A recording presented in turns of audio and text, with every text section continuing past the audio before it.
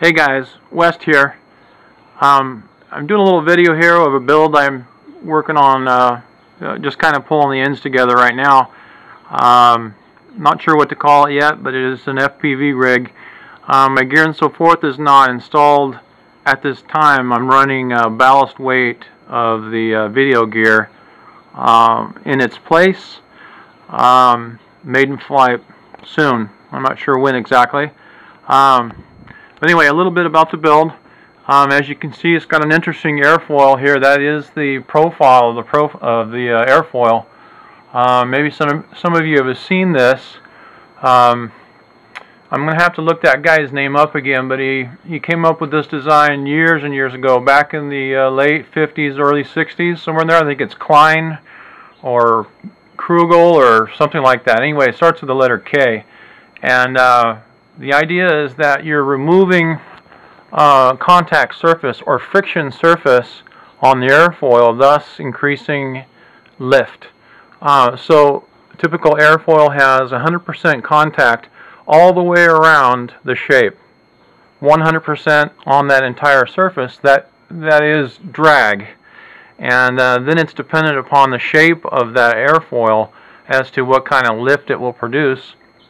In this theory, remove or create or fix a way that the air is not in physical contact with the wing surface, but is in an air-to-air contact. So what you're doing is creating an eddy, like in a river, around the point or peninsula. When the water comes around it, it starts to churn like this. And it's never really contacting these surfaces here. So in essence, I've removed this much friction surface or drag and increased lift on the top surface. So a typical airfoil, 100% around, friction stops here, and there you go. Bada boom, bada bing.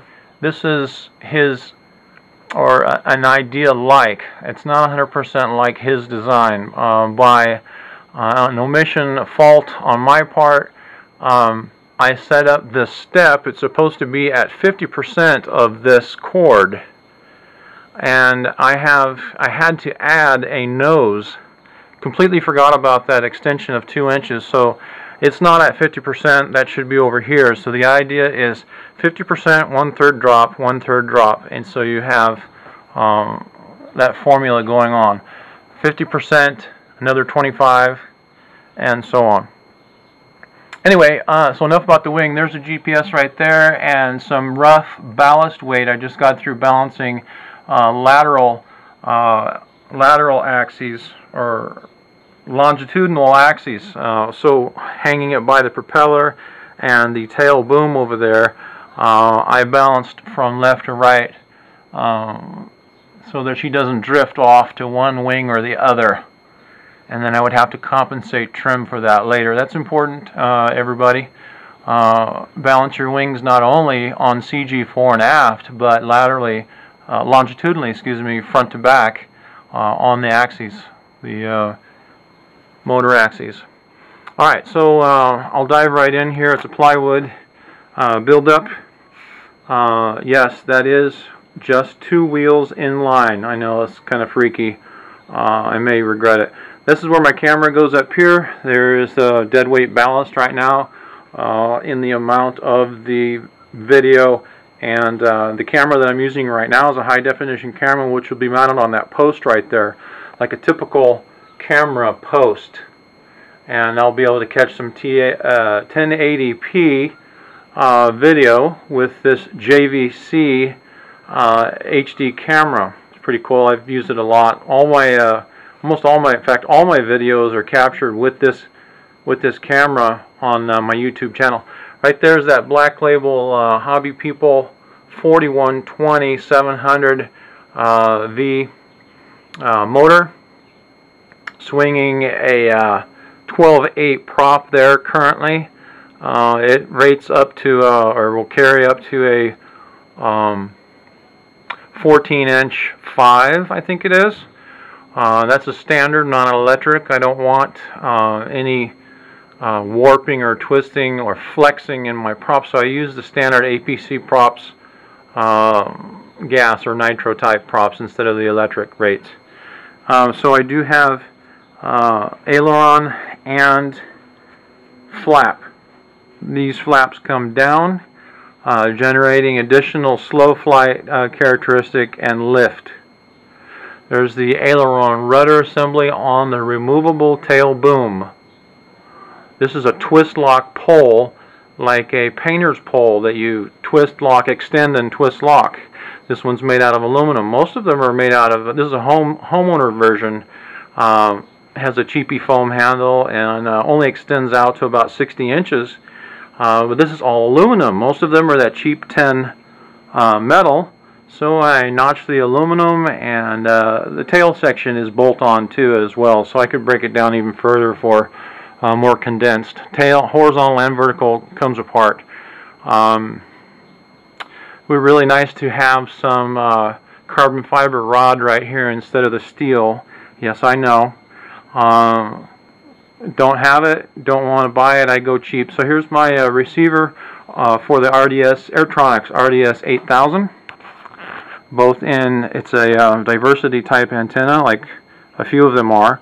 So I put them in tubes, one facing downward, one facing out. 90 degrees is important.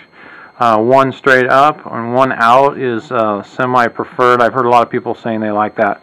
Inside of the video box here, or the video case, plastic case, is the Simple OSD, the Simple XL OSD from Flytron. Many of you are very familiar with it.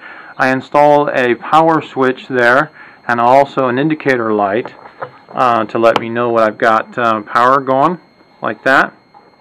On the other side is my video power, which gets its feed from there. That's a separate battery for the receiver. So I have 3 power systems. I have a total of 4 11-volt cells creating 22-volt, 4400 milliamp combined in a dongle to a 60 amp ESC, which is right there. Got a little heat sink on it, and no, it doesn't get hot. There's the video 11-volt system right there, connected to the Flytron power sensor, amp sensor. So in the on-screen display, I have both the video battery and the power system, the main power system.